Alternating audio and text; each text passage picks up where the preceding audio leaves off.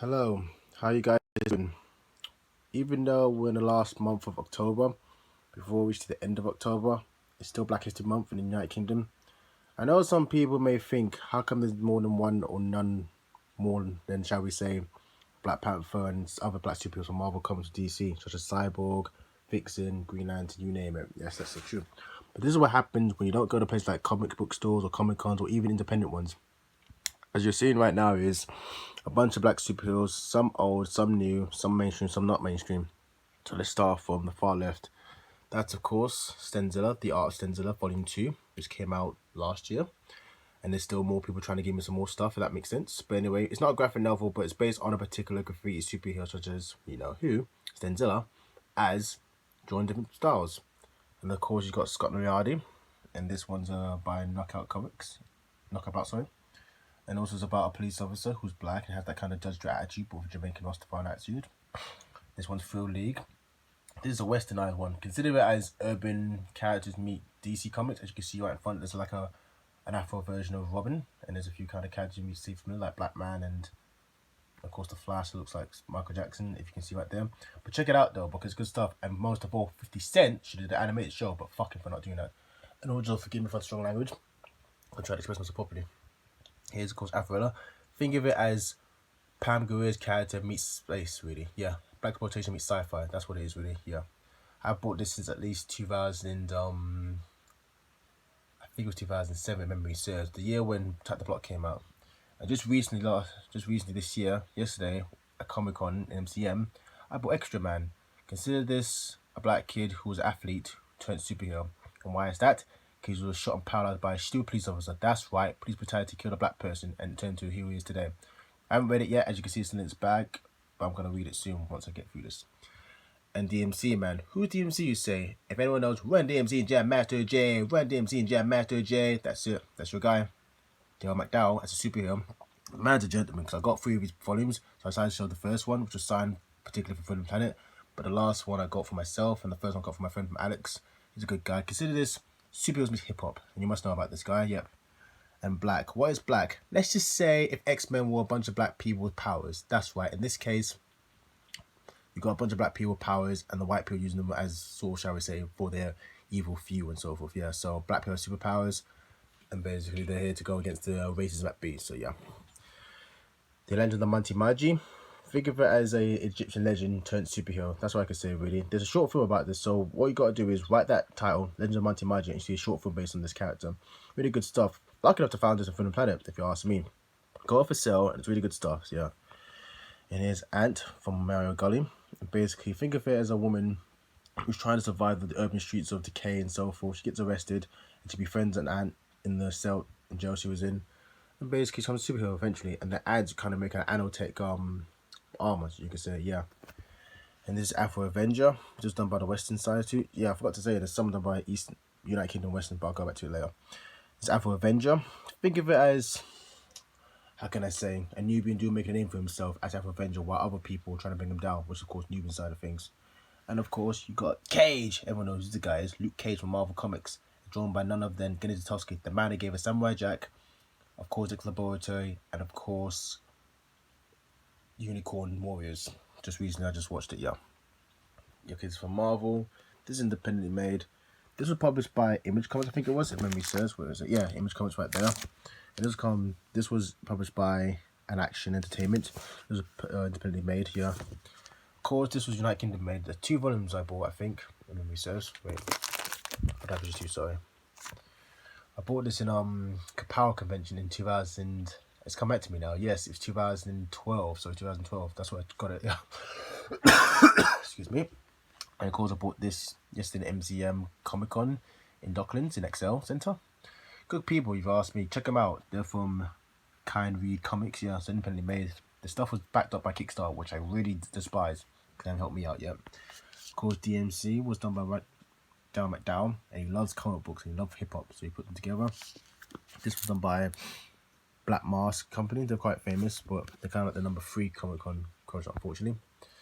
Of course, Thrill League. I don't know the company of this one, but I know that it was independently made and it's all printed by Canada. So yeah, as you can see right here, I hope you can see from this. That's it. Yeah, it's basically the titles, different characters. Yeah, And of course, Scotland Yardie.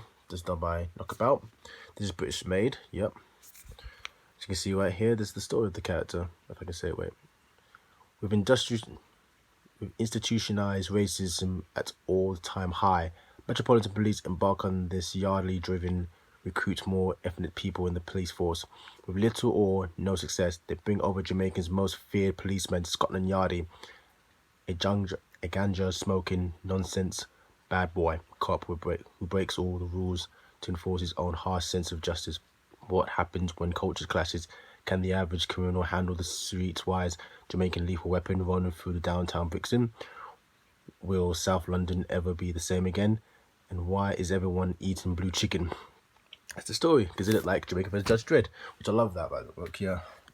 Man, I'll just read a synopsis. I'm sorry, because I'm a little excited. It's raining outside, it's late at night, and most of all, it's almost the end of the month, so what can I say? In a world that already hates and fears them, what if only black people had superpowers? After being gunned down by police, Kareem Jenkins miraculously survived and learns that he is part of the biggest lie in history. Only black people have superpowers. Now he must decide whether it's safer to keep it a secret, or is the truth will set him free. And like I said, think of it as a black version of X-Men, which I like about this. But some of you said it was racist, but I don't understand why.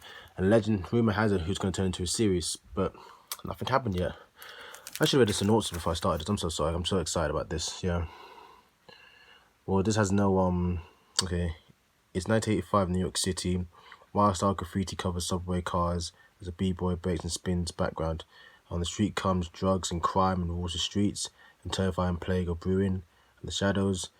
In this 1985, however, the city brand new guardian angels wear spandex and capes, wild in their gadgets and their superpowers to clean up the streets. Even in the methods hurt more people than they help. It seems like only some of New York's residents are benefiting from these vigilante protection. The rest, which is the name of another hero, DMC. You see, in 1985, legendary hip-hop pioneer and rock and roll Hall of Fame inducts Dre McDowell, Run DMC, of course, like I said, never rocks the mic to become one of music's most ending icons.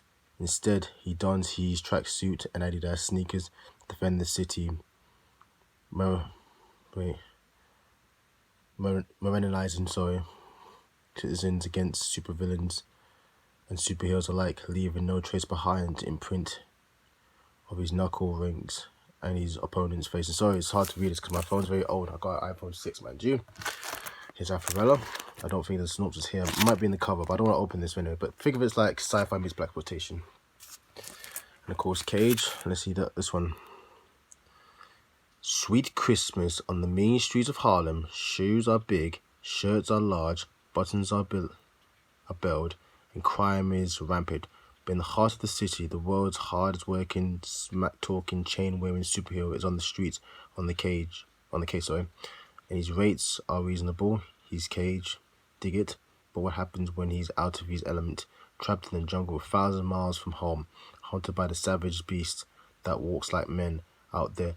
Luke's got a couple of things going for him. First, ain't no cage that can hold a cage. Second, he has good friends.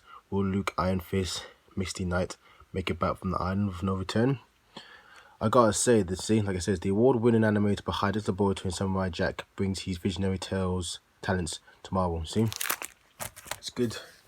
One person once told me on Instagram, there are black superheroes out there, you gotta keep digging. And mind you, if you read this latest book, which I'm gonna bring out soon. My shelf is so stupid.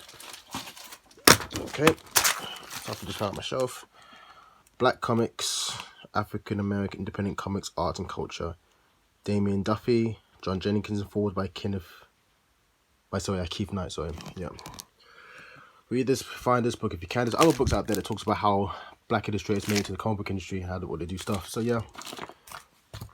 So basically, that's what I can say really. There are black superheroes out there, you gotta keep digging. No synopsis here, I ain't gonna take the bag out. And let's see Legend of Mantamaji. Okay, The Legend begins here. Television director Eric Dean Sattin's first graphic novel series is a tale exploding with brilliant art, action-packed adventure, true to life, characters and smart twisting plot lines. Elijah Alexander, New York hottest, cockiest and most media-hungry assistant district attorney is about to learn something shocking. He is not even human.